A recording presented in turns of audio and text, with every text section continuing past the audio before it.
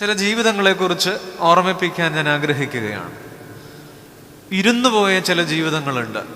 പ്രത്യേകിച്ചും ലോകത്തെ കീഴ്മേൽ മറിച്ച, ലോകത്തിൻ്റെ സാമ്പത്തിക ശാസ്ത്രത്തെയും ആരോഗ്യ മേഖലയും ലോകത്തിൻ്റെ സങ്കല്പങ്ങളെയും കീഴ്മേൽ മറിച്ച ഒരു കറുത്ത കാലത്തിൻ്റെ ഒരു പശ്ചാത്തലത്തിൽ നിൽക്കുമ്പോൾ ഇരുന്നുപോയ ജീവിതങ്ങൾ ധാരാളമാണ്, വീണുപോയ ജീവിതങ്ങൾ ധാരാളമാണ്. എന്നാൽ ദൈവത്തിൻ്റെ വചനം ഇരുന്നുപോയ ജീവിതങ്ങളോട് ചോദിക്കുന്ന ചില ചോദ്യം ഇന്ന് നമുക്ക് ഒരുമിച്ച് അല്പനേരം ചിന്തിച്ചുകൂടെ? ഒന്ന്, എഴുന്നേൽക്കുമോ? ഇതാണ് ഇന്ന് പകലിൻ്റെ ചിന്ത. വീണുപോയ ജീവിതങ്ങളോട്, ഇരുന്നുപോയ ജീവിതങ്ങളോട് ദൈവത്തിൻ്റെ വചനം ചോദിക്കുന്ന ഒരു ചോദ്യം, ഒന്ന്, എഴുന്നേൽക്കുമോ? ഇന്ന് പകലിൻ്റെ വിചാരങ്ങൾ ഇങ്ങനെ തെളിയട്ടെ എന്ന് ഞാൻ പ്രാർത്ഥിക്കുന്നു. ഈ ചോദ്യം, ഒന്ന്, എഴുന്നേൽക്കുമോ? ഒന്ന്, എഴുന്നേൽക്കുമോ എന്നൊരു ചോദ്യം ദൈവവചനം ഉയർത്തുന്നു. അത് ഈ കാലഘട്ടത്തിന്, വർത്തമാനകാലത്തിന് വളരെ പ്രസക്തമാണ് എന്ന് തോന്നുന്നത് കൊണ്ടാണ് ഈ ഉള്ളവൻ ഈ ചിന്തകളെ കൂട്ടുപിടിക്കുന്നത്. വേദപുസ്തകത്തിൽ 3 ഓർമ്മപ്പെടുത്തലുകളുണ്ട്, 3 ചോദ്യങ്ങൾ. ഒന്ന്, എഴുന്നേൽക്കുമോ?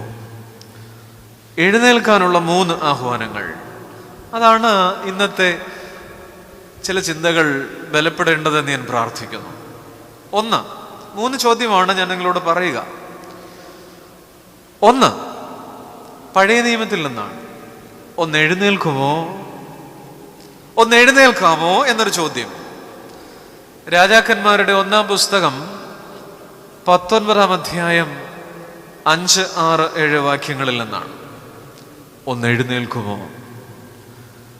ഒന്ന്, എഴുന്നേൽക്കുമോ? വാക്യം ഇങ്ങനെയാണ്: ഏലിയാവ്, തിശ്ബ്യനായ ഏലിയാവ്, ഇസ്രായേലിന്റെ ചരിത്രത്തിൽ ഏറ്റവും കൂടുതൽ കറുത്ത കഥകൾ തീർത്ത, ചോരപ്പാടുകൾ വീഴ്ത്തിയ ആഹാബ് രാജാവിൻ്റെയും അയാളുടെ പ്രിയപത്നി ക്രൂരയായ ഇസബേലിൻ്റെയും ഭീഷണിക്ക് മുമ്പിൽ, 24 മണിക്കൂറിനകം നിന്നെ തട്ടിക്കളയുമെന്നുള്ള ഭീഷണിക്ക് മുമ്പിൽ, നമുക്കേറെ പരിചിതമായ ചൂരച്ചെടിയുടെ തണലിൽ കിടന്ന് തളർന്നുറങ്ങുന്ന ഒരു മീനമാസത്തിന്റെ മധ്യാഹ്ന നിമിഷങ്ങളിൽ വളരെ വിഷണ്ണനായി കിടക്കുന്ന ഏലിയാവിനോട് സ്വർഗം ചോദിക്കുന്നൊരു ചോദ്യമാണ്: എൻ്റെ കുഞ്ഞേ, ഒന്ന് എഴുന്നേൽക്കാമോ?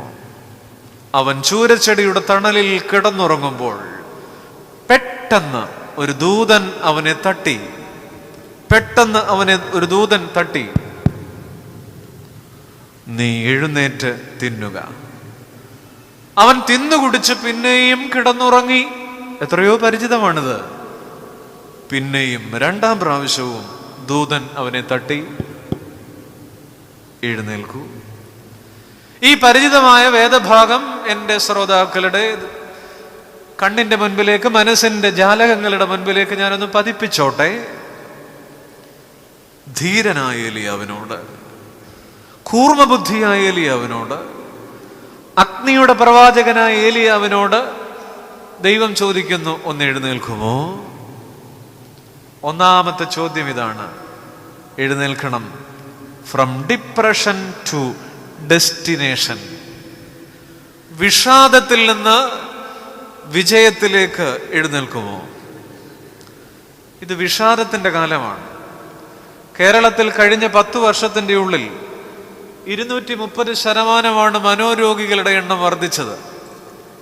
നാം കണ്ടുമുട്ടുന്ന നടവഴികളിൽ, നാം ശ്രദ്ധിക്കുന്ന മനുഷ്യമുഖങ്ങളിൽ ചിരി കളഞ്ഞു പോയിരിക്കുന്നു.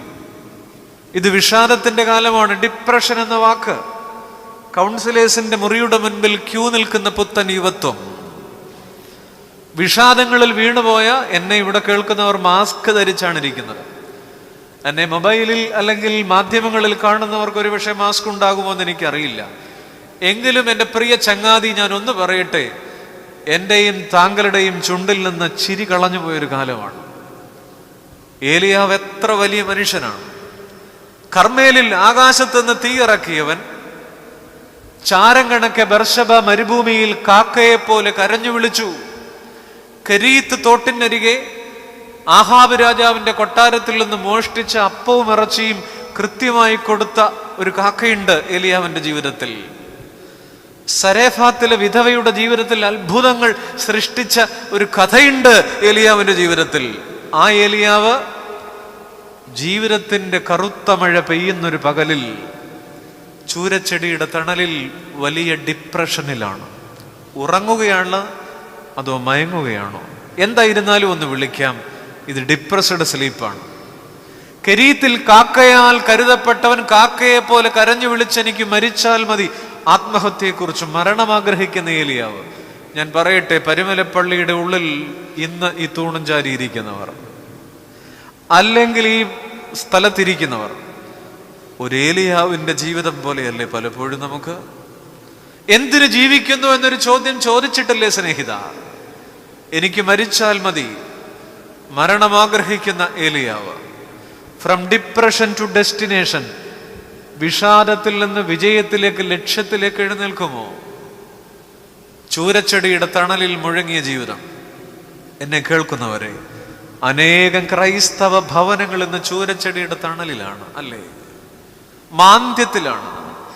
ഇസ്രായേൽ ജനം മരുഭൂമിയിൽ കടന്നു പോകുമ്പോൾ സീൻ മരുഭൂമിയിൽ വെച്ച് പുറപ്പാട് പുസ്തകം 16-ാം അധ്യായം 12-ാം വാക്യത്തിൽ പറയുന്നുണ്ട്, മരുഭൂമി കടന്ന് മരിച്ചാൽ മതിയായിരുന്നു, ആരെങ്കിലും അവിടെ കുഴിച്ചിട്ടേനെ. എന്തിനാണിത്? ജീവിതം എന്തിനാണ്? എന്നെ കേൾക്കുന്ന സ്നേഹിത, ഞാനും നിങ്ങളും ചോദിച്ചിട്ടുണ്ട്, എന്തിനാണ് ഈ ജീവിതമെന്ന്? മോശ പോലും ചോദിച്ചു. ജനം മന്നമെടുത്തിട്ട് ഇറച്ചിക്ക് വേണ്ടി കരഞ്ഞപ്പോൾ സംഖ്യാപുസ്തകം 11:5 മോശ പറയുന്നുണ്ട്, എന്റെ ദൈവമേ, ദയ വിചാരിച്ചെന്നെ കൊന്നുകളയണമേ. മരണം ആഗ്രഹിച്ചൊരു മോശയും അവിടെയുണ്ട്. ഇയ്യോബ് 3:11 ശരീരം മുഴുവൻ സോറിയാസിന്റെ മൂത്ത ഇനം വന്ന് ചൊറി മാന്തിക്കൊണ്ടിരിക്കുന്ന ഇയ്യോബ് ജീവിതം മുഴുവൻ പുകഞ്ഞുകൊണ്ടിരിക്കുമ്പോ, ഒരു കരിന്തിരി പോലെ എരിയുമ്പോ ഇയ്യോബ് പറയുന്നുണ്ട്, ഞാൻ ഗർഭപാത്രത്തിൽ വെച്ച് മരിക്കാഞ്ഞതെന്താ? ഉദരത്തിൽ നിന്ന് പുറപ്പെട്ടപ്പോൾ തന്നെ എന്റെ പ്രാണൻ പോകാതിരുന്നതെന്ത്? ഇയ്യോബ് പറയുക. എന്നെ കേൾക്കുന്ന ഇയ്യോബേ, എന്നെ കേൾക്കുന്ന മോശേ, എന്നെ കേൾക്കുന്ന ഏലിയാവ്, ഇന്ന് പകല് ഞാൻ അങ്ങനെ വിളിച്ചോട്ടെ. എന്നിലും നിങ്ങളിലുമൊക്കെ ഈ മുഖങ്ങളുണ്ട്. യോന ആവണക്കിന്റെ ചുവട്ടിൽ പറയുന്നു, ജീവിച്ചിരിക്കുന്നതിനേക്കാൾ മരിക്കുന്നത് എനിക്ക് നല്ലത്. ഈ പുസ്തകത്തിൽ നാം വലിയവരെന്ന് കരുതിയ പലരും ജീവിതത്തിന്റെ ചില നിർണായക നിമിഷങ്ങളിൽ എന്തിനാണ് ജീവിതമെന്ന് ചോദിച്ചു. അങ്ങനെയാണെങ്കിൽ നാം എത്രമാത്രം ചോദിക്കുന്നു? ഇവരെല്ലാം ഡിപ്രഷനിലാണ്. ഡിപ്രസ്ഡ് സ്ലീപ്പുണ്ട്. ബൈബിളിൽ 2 തരം ഉറക്കമുണ്ട്. ഏലിയാവ് ഉറങ്ങുകയാണ്. ഒന്ന് ഡിപ്രസ്ഡ് സ്ലീപ്പാണ്, 2 ഡിലേറ്റഡ് സ്ലീപ്പാണ്. നമുക്കുള്ളത് ഏതാണ്? ഉറക്കം വരാത്ത രാത്രികൾ, ഉറക്ക ഗുളികകളെ അഭയം പ്രാപിക്കുന്ന ആധുനിക മനുഷ്യൻ. നോഹ എത്ര വലിയ മനുഷ്യനായിരുന്നു! എന്നാൽ ഉൽപ്പത്തി 9:21 നോഹ വസ്ത്രം മറന്ന് ഉറങ്ങിയില്ലേ? എത്ര വലിയ മനുഷ്യൻ! കുടിച്ച് കോൺ തെറ്റി. പച്ച മലയാളത്തിൽ പറഞ്ഞാൽ വീഞ്ഞു കുടിച്ച് വസ്ത്രം മറന്ന് ഉറങ്ങി. ഡിപ്രസ്ഡ് സ്ലീപ്പാ. ഉൽപ്പത്തി 15:12 വലിയ മനുഷ്യനായ അബ്രഹാം ഭീതിയും അന്ധതമസ്സും അവന്റെ മേൽ വീണപ്പോൾ യാഗം മറന്ന് ഉറങ്ങുന്ന അബ്രഹാമിനെ കാണാം. വലിയവരൊക്കെ ഡിപ്രസ്ഡ് സ്ലീപ്പിൽ വീണിട്ടുണ്ട്. 1 ശമൂവേൽ 3:6 ശമൂവേൽ ബാലൻ ദൈവശബ്ദം എന്തെന്ന് തിരിച്ചറിയാതെ ഉറങ്ങിയില്ലേ? ന്യായാധിപന്മാർ 16:19 വലിയ മനുഷ്യൻ ശിംശോൻ ദലീലയുടെ മടിയിൽ തന്റെ ബലം മറന്ന്, തന്റെ ശക്തി മറന്ന് ഉറങ്ങിയില്ലേ? കപ്പലിന്റെ അടിത്തട്ടിൽ യോന ലക്ഷ്യം മറന്നുറങ്ങിയില്ലേ? അപ്പോസ്തല പ്രവൃത്തികൾ 20 ഇതുപോലെ ഒരു പ്രസംഗവേദിയിൽ യൂത്തിക്കോസ് എന്ന് പറയുന്ന മനുഷ്യൻ പള്ളിയുടെ മാളികമുറിയുടെ കിളിവാതിൽ പടിയിൽ കയറി ഇരുന്ന് വചനം മറന്നുറങ്ങിയില്ലേ? സംഭവമൊക്കെ നിങ്ങൾക്കറിയാം. ബൈബിളിൽ ഡിപ്രസ്ഡ് സ്ലീപ്പിങ്ങിന് ധാരാളമുണ്ട്. എന്നാൽ വേറെ പുസ്തകത്തിൽ ഡിലൈറ്റ് സ്ലീപ്പ് ഉണ്ട്, സന്തോഷമുള്ള പ്രസാദകരമായ ഉറക്കം. ഉത്തമഗീതം 5:2 ശൂലേമിയെ കുറിച്ച് പറയുന്നുണ്ട്, ഞാൻ ഉറങ്ങുന്നു എങ്കിലും എൻ്റെ ഹൃദയം ഉണർന്നിരിക്കുന്നു. ഓ, എന്ത് രസാണത്! വാതിൽക്കൽ മുട്ടുന്ന എൻ്റെ പ്രിയന്റെ ശബ്ദം എന്ന് പറഞ്ഞാൽ, ഞാനോ നിങ്ങളോ ഒരു ഡോർമിട്രിയിൽ ഒരു രാത്രി കിടന്നുറങ്ങാണെന്നിരിക്കട്ടെ, 50 പേര് ഉറങ്ങാൻ ഒരു യാത്രയിലാണ്. നമ്മളെ തിരക്കി ഒരു അതിഥി വരാനുണ്ട്, രാത്രി 10-11 കഴിഞ്ഞിട്ട് വന്നില്ല, നിശ്ചയമായിട്ടും അയാൾ വരും. 50 പേരും ബെഡിൽ ഉറങ്ങാം, നമ്മുടെ അതിഥി വന്നിട്ടില്ല, നമ്മളെ കാണാൻ ഒരാൾ വരുന്നുണ്ട്, നമ്മളിങ്ങനെ ഉറങ്ങാണ്. രാത്രി 12-നോ 1-നോ ആ അതിഥി വാതിലിൽ മുട്ടുമ്പോൾ ഈ ഡോർമിറ്ററിയിൽ കിടക്കുന്ന ബാക്കി 49 പേരും ഉണരില്ല, നിങ്ങൾ മാത്രം ഉണരും. അതിൻ്റെ പേരാണ് ശൂലേമിയുടെ ഉറക്കം. എൻ്റെ പ്രിയന്റെ ശബ്ദം വാതിക്കൽ മുട്ടുന്നു, ഡിലൈറ്റ് സ്ലീപ്പ്. ഞാൻ ഉറങ്ങുന്നുവെങ്കിലും എൻ്റെ ഹൃദയം ഉണർന്നിരിക്കുന്നു. പത്രോസ് അപ്പോസ്തലനെ കുറിച്ച് പറയുന്നുണ്ട്, അനിവാര്യമായ കാരാഗ്രഹം, അനിവാര്യമായ മരണവാറണ്ട്, 2 കരങ്ങളിലും വിലങ്ങാണ്. പത്രോസിനെ കുറിച്ച് പറയുന്നത് ഇങ്ങനെയാണ്. എത്ര സുന്ദരമായി പത്രോസ് 2 പടയാളികളുടെ നടുവിൽ ഉറങ്ങുക. നാളെ പത്രോസിന്റെ മരണത്തിന്റെ മുഴക്കം, നാളെ പത്രോസിന്റെ മരണവാറണ്ടാണ്. 2 പടയാളികളുടെ നടുവിൽ ഉറങ്ങുകയായിരുന്നു. ബൈബിളിൽ ഇങ്ങനെ 2 തരം സ്ലീപ്പുണ്ട്, ഉറക്കമുണ്ട്. ഒന്ന് ഡിപ്രസ്ഡ് സ്ലീപ്പ്, ഞാൻ കുറേ ഉദാഹരണം പറഞ്ഞു. 2 ഡിലൈറ്റ് സ്ലീപ്പ്, സന്തോഷത്തിന്റെ ആനന്ദത്തിന്റെ ഉറക്കം. നമ്മൾ ഇന്ന് ഡിപ്രസ്ഡ് സ്ലീപ്പിൽ ഏലിയാവിനെ പോലെ. അവിടെയാണ് ദൈവവചനം ചോദിക്കുന്നത്, എൻ്റെ കുഞ്ഞേ ഒന്ന് എഴുന്നേൽക്കുമോ? From depression to destination.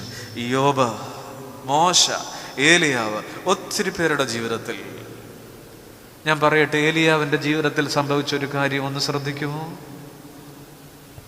ഏലിയാവ് ജീവിതത്തിൽ നിന്ന് റിസൈൻ ചെയ്യാൻ ഒരുങ്ങി. റിസൈൻ എന്ന് പറഞ്ഞ അർത്ഥം എന്താ? രാജിവെക്കുക, അല്ലേ? ഞാനിവിടെ നിന്ന് റിസൈൻ ചെയ്യാൻ പോകണമെന്ന് പറഞ്ഞാൽ രാജിവെക്കാൻ പോകണമെന്നാണ്. എന്നെ കേൾക്കുന്നവർ ആ വാക്കിന്റെ അക്ഷരം ഒന്ന് പറഞ്ഞേ മനസ്സിൽ. രാജിവെക്കുക, RESIGN. റിസൈൻ ചെയ്യാൻ ഒരുങ്ങിയ ഏലിയാവിന്റെ ജീവിതത്തിൽ സ്വർഗത്തിലെ ദൈവം ഒരു വരയിട്ടു. എവിടെന്നറിയാം? നിങ്ങൾ ഇവിടെ നിന്ന് ചിന്തിച്ചാൽ മനസ്സിലാവും. ദൈവം വരയിട്ടത് എവിടെന്നറിയാം? ദൈവം തന്റെ പേന കൊണ്ട് ഏലിയാവ് റിസൈൻ ചെയ്യാൻ ഒരുങ്ങിയപ്പോൾ ഒരു വരയിട്ടത് ആ വാക്കിന്റെ അടിയിലല്ല, ആ വാക്കിന്റെ മുകളിലല്ല, ആ വാക്കിനകത്താ, ആ വാക്കിന്റെ അക്ഷരങ്ങൾക്കിടയില. ആദ്യത്തെ 2 അക്ഷരം കഴിഞ്ഞ് ദൈവം ഒരു ഹൈഫൻ ഇട്ടു. ബാക്കി എന്നാണ് ആ വാക്കൊന്ന് പറയാമോ? റീസൈൻ. റിസൈൻ എന്നുള്ളതിന്റെ 2 അക്ഷരം കഴിഞ്ഞ് വരയിട്ടാൽ റീസൈൻ. അതിന്റെ അർത്ഥം എന്താ? വീണ്ടും ഒപ്പുവെക്കുക, വീണ്ടും തുടങ്ങുക. എൻ്റെ പ്രിയപ്പെട്ടവരെ, വിഷാദത്തിൽ വീണുപോയ ജീവിതമേ, ഇനി ഇല്ല എന്ന് നിശ്ചയിച്ച ജീവിതമേ, എൻ്റെ ജീവിതം തകർന്നു എന്ന് വിചാരിച്ചിരിക്കുന്ന മനസ്സേ, ഇനി എനിക്ക് മുൻപോട്ട് വെക്കാൻ വഴികളില്ല എന്ന് വിചാരിച്ചിരിക്കുന്ന ജീവിതമേ, നീ റിസൈൻ ചെയ്യാൻ ഒരുങ്ങിയാൽ തമ്പുരാന്റെ പേന വെച്ചൊരു വരയിടും. എല്ലാം അവസാനിച്ചു എന്ന് തോന്നുന്ന ഇടത്ത് വീണ്ടും തുടങ്ങണം. ഞാൻ മുന്നമേ പറഞ്ഞതുപോലെ ഒരുപാട് ജീവിതങ്ങൾ വിഷാദത്തിന്റെ കണാക്കയങ്ങളിലാണ്, വിഷാദത്തിന്റെ ചൂരച്ചെടിയിൽ തണലിലാണ്.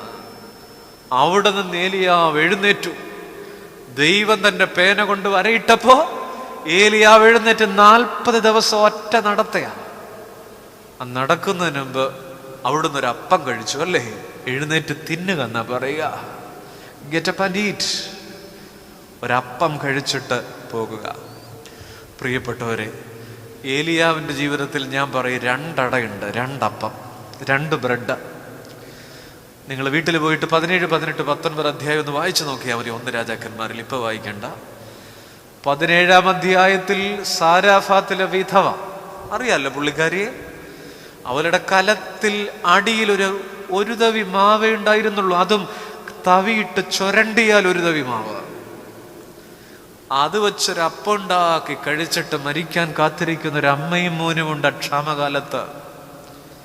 എന്നാൽ ഏലിയാവ് പറഞ്ഞു, എൻ്റെ മോളെ, എൻ്റെ പെണ്ണെ, നീ പോയി ആ ഒരു തവി മാവ് കൊണ്ട് ഒരട ഉണ്ടാക്കിക്കൊണ്ടുവാ. ബാക്കി നിങ്ങൾക്കറിയാം എന്താ പറ്റിയത്.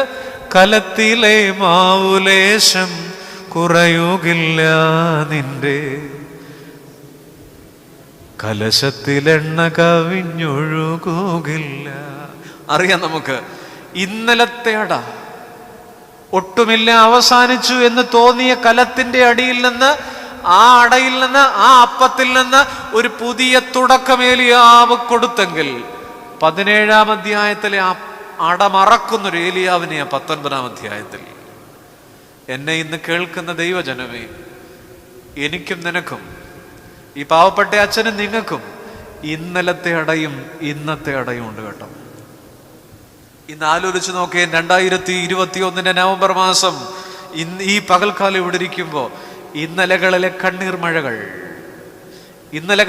ഇന്നലകളിലെ നൊമ്പരത്തിന്റെ അത്താഴം, അവിടെ ദൈവം കരുതിയ ഒരടയില്ലേ? അവിടെ ദൈവം കരുതിയ അപ്പമില്ലേ? ഏലിയാവിന്റെ 17-ാം അധ്യായത്തിലെ അപ്പം പോലെ ഇന്നലകളിലെ ഭൂതകാലത്തിലെ അപ്പമുണ്ട്. എന്നാൽ 19-ാം അധ്യായമായപ്പോഴേക്കും 17-ാം അധ്യായത്തിലെ അപ്പം മറന്ന് മരിക്കാനൊടുങ്ങുന്ന ഏലിയാവുണ്ട്.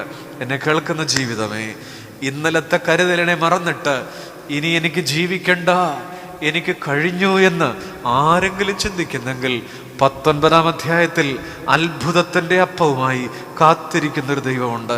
ഇന്ന് പകലൊന്ന് വിശ്വസിക്കാമോ? നിങ്ങളുടെ മനസ്സിൽ ദൈവത്തിന് നന്ദി പറയാമോ? നിങ്ങളുടെ ഹൃദയത്തിൽ തമ്പുരാനൊന്ന് പാടാമോ? നിങ്ങളുടെ ജീവിതത്തിൽ സ്വർഗത്തിലെ അപ്പനൊന്ന് സ്തോത്രം പറയാമോ?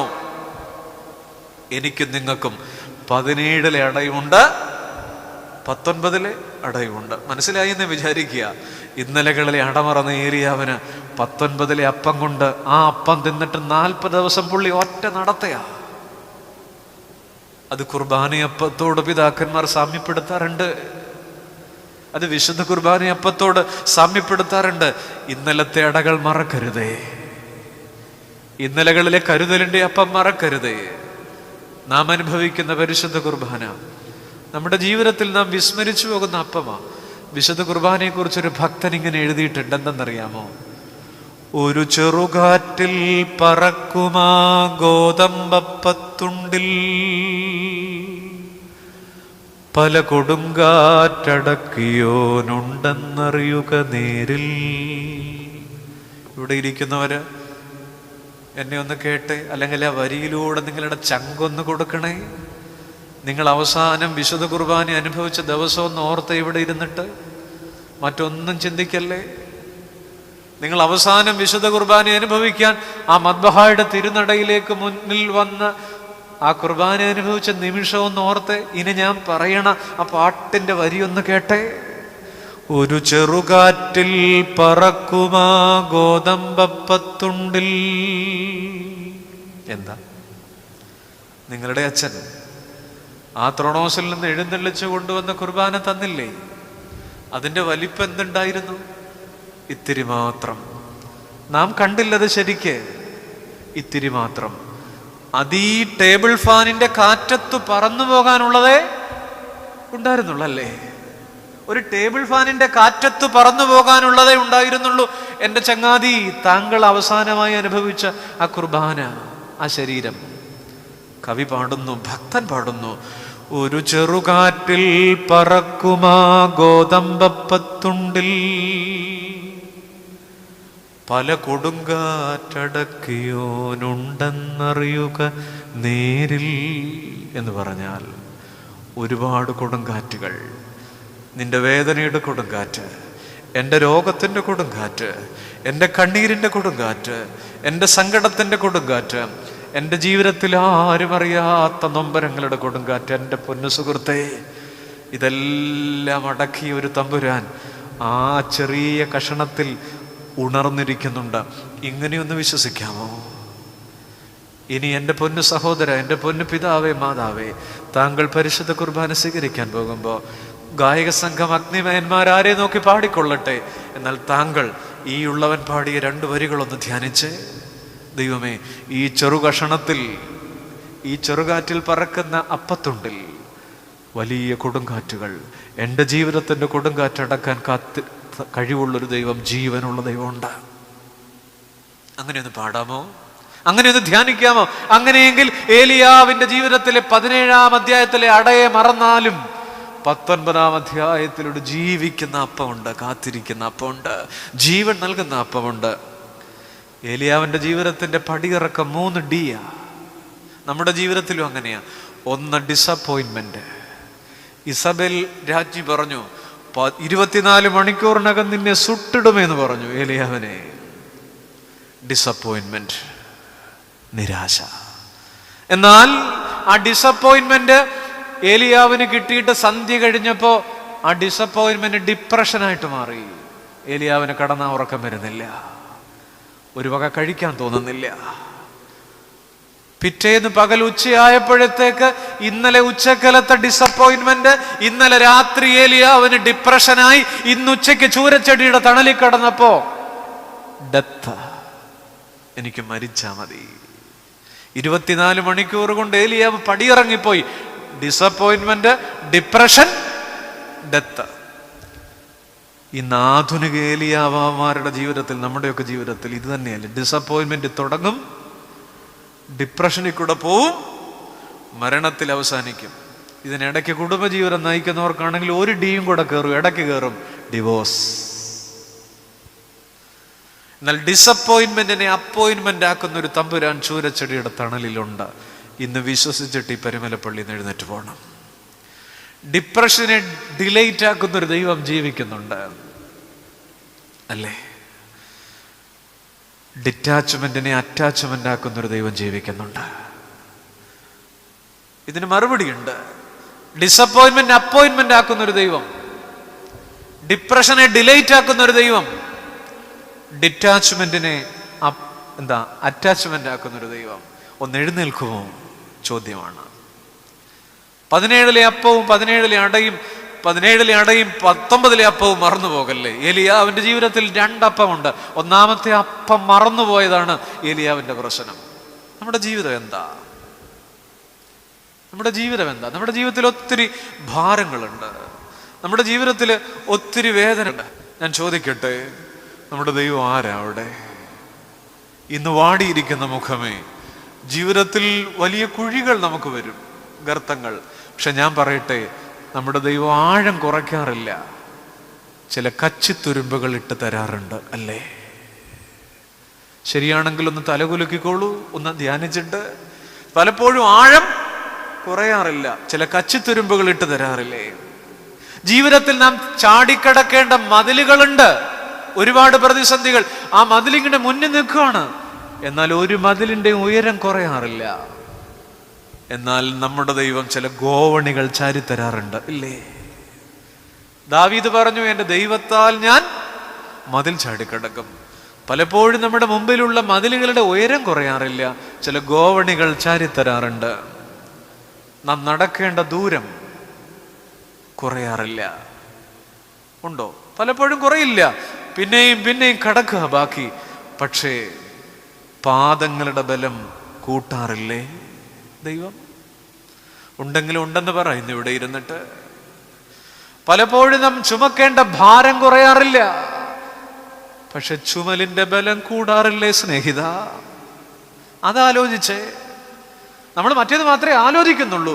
ചുമലിന്റെ ബലം കൂടാറില്ലേ? ഭാരം കുറയാതിരിക്കുമ്പോഴും വേദനകൾ കുറയുന്നില്ല, ഒന്ന് മാറി വരുന്നു. പക്ഷേ നമ്മുടെ ചുമലിൽ ഒരു തലോടൽ അനുഭവപ്പെടാറില്ലേ?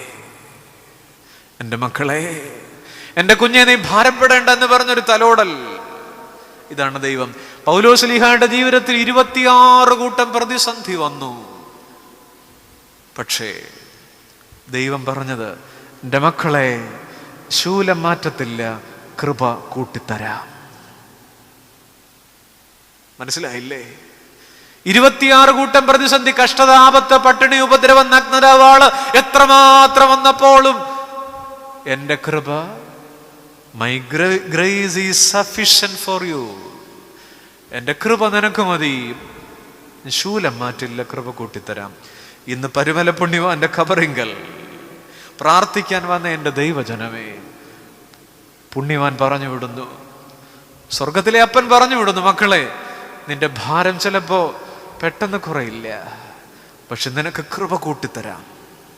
അതുകൊണ്ട് ഇങ്ങനെ പ്രാർത്ഥിക്കണം, ദൈവമേ, അനുഭവിക്കാനുള്ള, സഹിക്കാനുള്ള ബലം തരണമെന്ന് പ്രാർത്ഥിച്ചിട്ട് എഴുന്നേറ്റ് പോകുമോ? പെസഹ രാത്രിയിൽ സംഭവിച്ചതെന്താ? അവനെ ശക്തിപ്പെടുത്തുവാൻ ഒരു ദൂതൻ. അത് മതി നമുക്ക്, ഒരു ബോണസാണത്. രക്തം വിയർക്കുന്ന ആ രാത്രിയിൽ ശക്തിപ്പെടുത്തുവാൻ ഒരു ദൂതൻ. മുന്നിലൊരു ചുവടു വയ്പാൻ മാത്രമിട കാണുന്നു ഞാൻ, ആയതു മതിയെനിക്ക് ശേഷമെല്ലാം ദൈവഹിതം. മനസ്സിലായോ? ഒരു ചുവട് വയ്ക്കാൻ മാത്രം ഇട കാണുന്നു ഞാൻ, ആയത് മതി എനിക്ക് ശേഷമെല്ലാം ദൈവഹിതം. പ്രിയപ്പെട്ടവരെ, ഒന്ന് എഴുന്നേൽക്കുമോ? ബർത്തിമായി യേശുവിനെ കണ്ട നിമിഷമില്ലേ കുരുടൻ?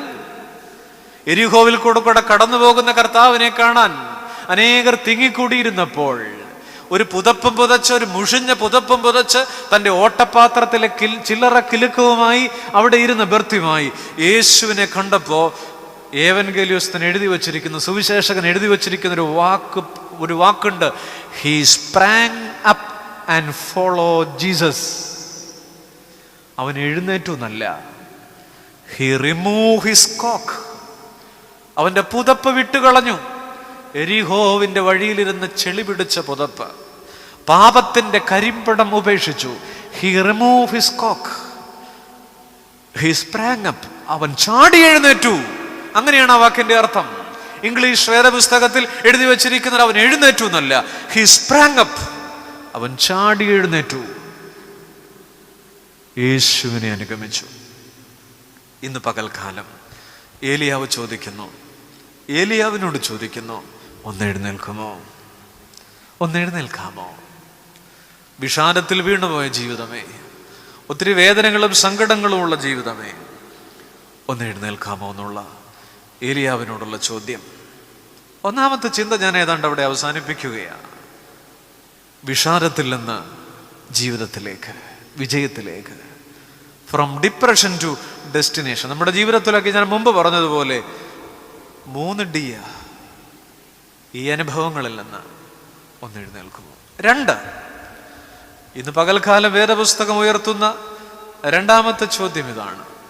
ഒന്ന് എഴുന്നേൽക്കുമോ എന്നുള്ള രണ്ടാമത്തെ ചോദ്യം, അത് യെശയ്യാ പ്രവാചകന്റെ പുസ്തകം 60-ാം അധ്യായം 1-ാം വാക്യമാണ്.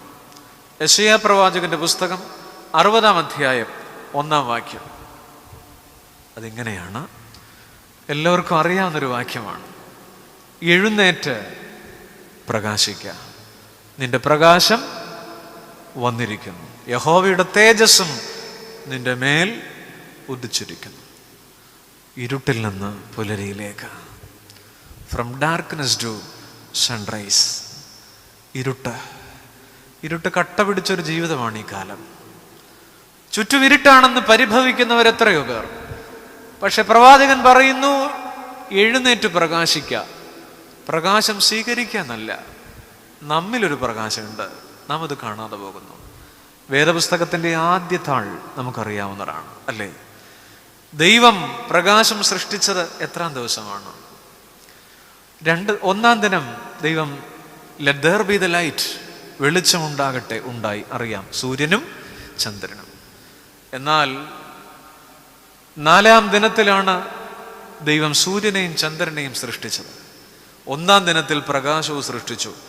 എൻ്റെ ബുദ്ധി എനിക്ക് മനസ്സിലാക്കി തരുന്നില്ല, ദൈവം എങ്ങനെയാണ് സൂര്യനും ചന്ദ്രനും ഉണ്ടാകുന്നതിന് മുമ്പ് പ്രകാശം ഉണ്ടായത്? ഒറ്റ ഉത്തരമേ ഉള്ളൂ. 4-ാം ദിനത്തിലെ വെട്ടത്തെ ക്രിയേറ്റഡ് ലൈറ്റ് എന്ന് വിളിക്കും, സൃഷ്ടിക്കപ്പെട്ട പ്രകാശം. നമ്മളൊക്കെ അതിലാണ് അഭിരമിക്കുന്നത്. ഈ വെട്ടം ക്രിയേറ്റഡ് ആണ്, 4-ാം ദിനത്തിലെ വെട്ടമാണ്. നിങ്ങൾ ഈ പള്ളിമുറ്റത്തേക്ക് ഇറങ്ങുമ്പോൾ ആകാശ നഭസിലെ സൂര്യൻ 4-ാം ദിനത്തിലെ വെട്ടമാണ്. നിങ്ങൾ വീട്ടിൽ ചെന്ന് ഒരു സ്വിച്ച് ഇടുമ്പോൾ 4-ാം ദിനത്തിലെ വെട്ടമാണ്. ചുറ്റും കാണുമ്പോൾ പള്ളിപ്പെരുന്നാൾ അലങ്കരിക്കുന്നത് 4-ാം ദിനത്തിലെ വെട്ടമാണ്. നമ്മുടെ മൊബൈലിൽ നാം കാണുന്നത് ആ ചെറിയ നീല വെളിച്ചം 4-ാം ദിനത്തിലെ വെട്ടമാണ്. എന്നാൽ വേദപുസ്തകത്തിൽ മറ്റൊരു വെട്ടമുണ്ട്, 1-ാം ദിനത്തിലെ വെട്ടം. 4-ാം ദിനത്തിലെ വെട്ടം എന്ന് പറയുന്നത് ക്രിയേറ്റഡ് ലൈറ്റ് ആണ്. 1-ാം ദിനത്തിലാണ് ദൈവം വെളിച്ചമുണ്ടാകട്ടെ എന്ന് പറഞ്ഞത്. 4-ാം ദിനത്തിലാകട്ടെ സൂര്യനെയും ചന്ദ്രനെയും. അപ്പൊ ഈ 1-ാം ദിനത്തിലെ വെട്ടത്തെ ഒരു പേര് വിളിക്കും, ബീയിങ് ഓഫ് ഗോഡ്, ദൈവത്തിന്റെ ഉണ്മ എന്നാണ് വിളിക്കുക. നമ്മിലൊക്കെ ഉണ്ട്, പക്ഷെ നമുക്കതറിയില്ല. അതുകൊണ്ടാണ് പ്രവാചകൻ പറയുന്നത്, എഴുന്നേറ്റ് പ്രകാശിക്കുക. ദനഹ പെരുന്നാളിൽ, ഉദയത്തിൻ്റെ പെരുന്നാളാണല്ലോ, ഫെസ്റ്റിവൽ ഓഫ് ദനഹ എന്ന് പറയുന്നത് ഉദയത്തിൻ്റെ പെരുന്നാളാണ്, പ്രകാശത്തിൻ്റെ ഫെസ്റ്റിവൽ ഓഫ് ലൈറ്റാണ്, പ്രകാശത്തിൻ്റെ പെരുന്നാളാണ്. ദനഹ പെരുന്നാളിൻ്റെ സദറ ഇങ്ങനെയാണ്: രാവിലെ സർവവും പ്രകാശത്താൽ നിറയേണ്ടതിന് ദൈവം പ്രകാശം മുതൽ സൃഷ്ടി ആരംഭിച്ചു.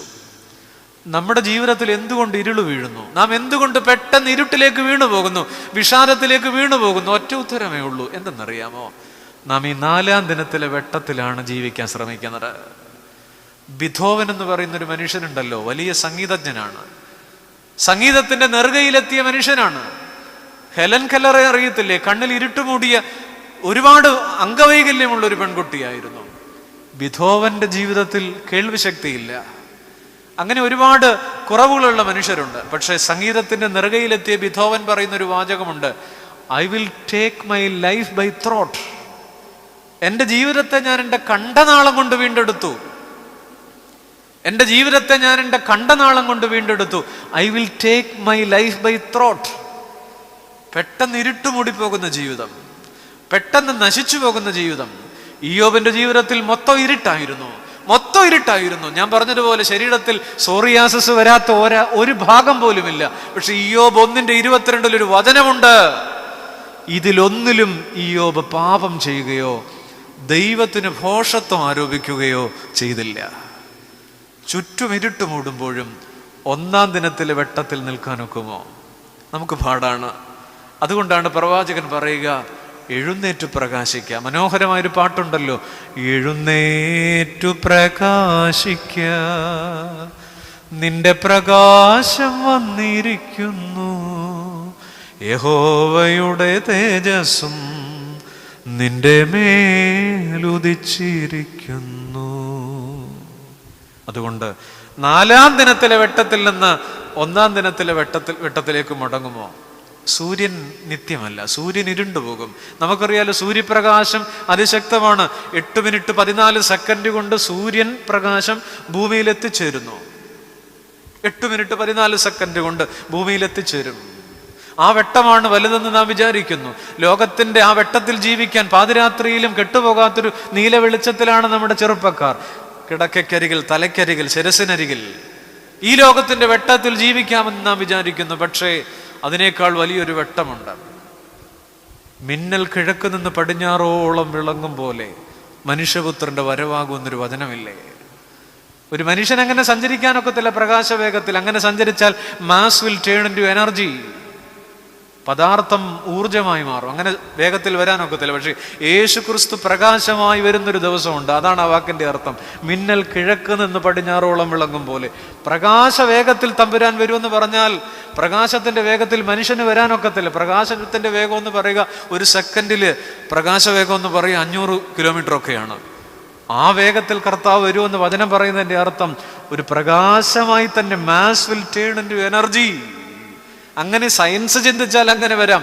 മനുഷ്യനിലേക്ക് നിത്യപ്രകാശമായി വരുന്ന ഒരു ദൈവമുണ്ട്. ആ പ്രകാശത്തെ സ്വീകരിക്കുമോ? അതുകൊണ്ടാണ് യെശയ്യാവ് 60:19 പറയുന്നത്: ഇനി പകൽ നേരത്തെ നിന്റെ വെളിച്ചം സൂര്യനല്ല, നിനക്ക് നിലാവട്ടം തരുന്നൊരു ചന്ദ്രനല്ല, യഹോവ നിനക്ക് നിത്യപ്രകാശം. ഈ ലോകത്തിന്റെ വെട്ടം അണഞ്ഞു പോകുമ്പോ വിഷമിക്കല്ലേ. ഏലിയാവ് 17 അപ്പത്തെ മറന്ന് 19-ാം അധ്യായത്തിലെ അപ്പത്തെ മറന്നതുപോലെ ഈ ലോകത്തിന്റെ വെട്ടം മറന്നാലും സ്വർഗത്തിലെ ദൈവം നിനക്ക് നിത്യപ്രകാശമായിരിക്കും. അതുകൊണ്ടാണ് നമ്മൾ പാടുക, ആ നിത്യ വെളിച്ചത്തെ തേടി പാടുക: കുഞ്ഞാടതിൻ വിളക്കാണേ, ഇരുളൊരു ലേശവും അവിടെയില്ല. കുഞ്ഞാടതിൻ വിളക്കാണേ, ഇരുളൊരു ലേശവും അവിടെയില്ല. തരുമെനിക്ക് കിരീടമൊന്ന്, ധരിപ്പിക്കും അവൻ എന്നെ ഉത്സവവസ്ത്രം. മനുഷ്യൻ പ്രകാശമായി മാറുന്ന ക്രിസ്തു എന്ന പ്രകാശത്തെ കാത്തിരിക്കുമോ? എഴുന്നേറ്റ് പ്രകാശിപ്പിക്കുക. കഠോപനിഷത്ത് പറയുന്നുണ്ട്, യെശയ്യാവ് 60:19 പറയുന്ന അതേ വാക്യം. യെശയ്യാവ് 60:19 പറയുന്നത് ഇങ്ങനെയാണ്: ഇനി പകൽ നേരത്ത് നിന്റെ വെളിച്ചം സൂര്യനല്ല, രാത്രി തരുന്നൊരു ചന്ദ്രനല്ല. ഉപനിഷത്ത് പറയും: ദ്യോതിപ്പതില്ലവിടെ സൂര്യൻ, ദ്യോതിപ്പതില്ലവിടെ ചന്ദ്രതാരകങ്ങൾ. ദ്യോതിപ്പതില്ലവിടെ വിദ്യുത് പിന്നെയോ ഈ അഗ്നി. സൂര്യനും ചന്ദ്രനുമല്ല മറ്റൊരു പ്രകാശം. വചനം പറയുന്നത് പോലെ തന്നെയാണ് ഉപനിഷത്തുകൾ പറയുക, വേദങ്ങൾ പറയുക. ഒരു നിത്യപ്രകാശം കാത്തിരിക്കുന്നു.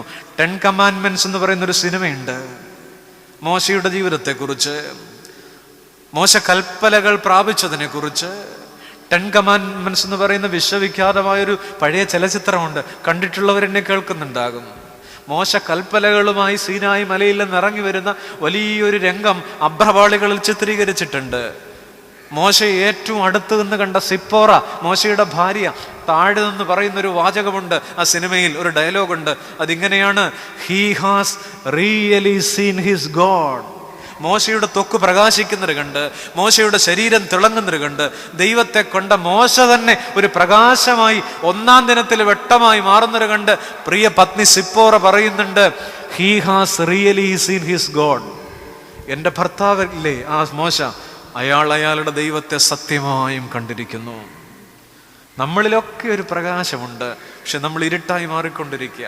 നമ്മൾ കടന്നു പോവുക, ജീവിതത്തിൽ ഇങ്ങനെ ഉരുകി തീർന്നുകൊണ്ടിരിക്കുക. നമ്മുടെ ജീവിതത്തിൽ എന്താ ബാക്കിയുള്ളത്? എനിക്ക് തോന്നാറുണ്ട്, നാം എന്താ ബാക്കി വെച്ചിട്ട് പോവുക? ഇസഹാക്കിനോട് ഏശാവ് ചോദിക്കുന്നുണ്ട്. ഇസഹാക്ക് വലിയ പ്രതാപിയായ മനുഷ്യനാണ്, സമ്പത്തുണ്ട്, ആടുമാടുകളും ഒട്ടകങ്ങളുമുണ്ട്. ബാക്കി വെച്ചേക്കുന്ന ഒത്തിരി പെട്ടിയിൽ ഒത്തിരി പ്രമാണങ്ങളും ആധാരങ്ങളും ഒക്കെ ഇരിപ്പുണ്ട്. പക്ഷേ അവസാനത്തെ മരണക്കിടക്കയിൽ ഏശാവ് ചോദിക്കുന്ന ഒരു ചോദ്യമുണ്ട്: എൻ്റെ അപ്പാ, നിന്റെ അനുഗ്രഹം മുഴുവൻ യാക്കോവിന് കൊടുത്തോ? ഒരു അനുഗ്രഹമെങ്കിലും എനിക്ക് ബാക്കി വെച്ചിട്ടില്ലേ? എന്നെ കേൾക്കുന്ന പ്രിയപ്പെട്ടവർ, നമ്മളൊക്കെ കടന്നു പോകുമ്പോൾ ചോദിക്കുന്നൊരു പ്രകാശത്തിന്റെ അനുഗ്രഹമാണ്. എന്തെങ്കിലും സുഹൃതം ബാക്കി വെച്ചിട്ടുണ്ടോ? നീ ബാക്കി വെച്ച പ്രമാണത്തിന്റെ കോപ്പിയും ആധാരത്തിന്റെ കോപ്പിയും നമ്മൾ ഉണ്ടാക്കി വെച്ച കോൺക്രീറ്റ് കൂടാരങ്ങളും നമ്മുടെ മക്കൾക്ക് ഞാനും നിങ്ങളും ബാക്കി വെച്ചേക്കുന്ന ശേഷിപ്പുകളൊന്നും വേണ്ട. ഏശാവുമാർ ചോദിക്കാൻ പോകുന്നൊന്നാണ്: എൻ്റെ അപ്പ, എൻ്റെ അമ്മേ, എനിക്ക് എന്തെങ്കിലും ബ്ലെസ്സിങ്സ് ഉണ്ടോ തന്നിട്ട് പോകാൻ? എന്തെങ്കിലും പ്രകാശമുണ്ടോ തന്നിട്ട് പോകാൻ? ഒന്നുമില്ല. നമ്മുടെ ജീവിതം ഇങ്ങനെ പെട്ടെന്ന് കടന്നു പോകും. എനിക്ക് തോന്നുന്നു 2 തരം ജീവിതമാണ് നമുക്കുള്ളത്. നമ്മൾ പണ്ട് ഈ ഓണത്തിനൊക്കെ, ഇപ്പോഴീ ഓണമൊക്കെ ചുരുങ്ങിപ്പോയപ്പോൾ, പണ്ടൊക്കെ ഓണത്തിനൊക്കെ നമ്മൾ കളിക്കാൻ ഇറങ്ങുമ്പോൾ കൊച്ചു കളികളുണ്ട്. അതിലൊരു കളിയാണ് മിഠായി പെറുക്കല്ലേ.